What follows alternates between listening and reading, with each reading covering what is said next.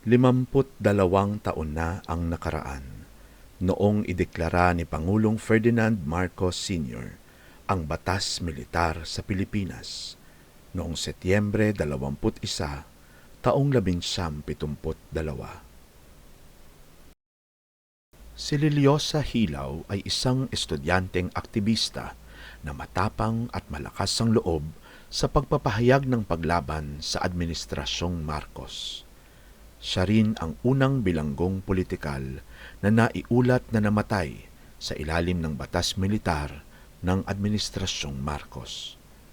Matapos maaresto, pahirapan at saktan at paslangin ng mga puwersang pampamahalaan, naging sagisag ang kamatayan niya ng marahas na paninikil ng panahong iyon, kahit pa ikinukubli ng mga otoridad ang pagkamatay niya bilang pagpapatiwakal. Gunitain natin ang kasaysayang ito sa loob ng 52 sandali ng katahimikan.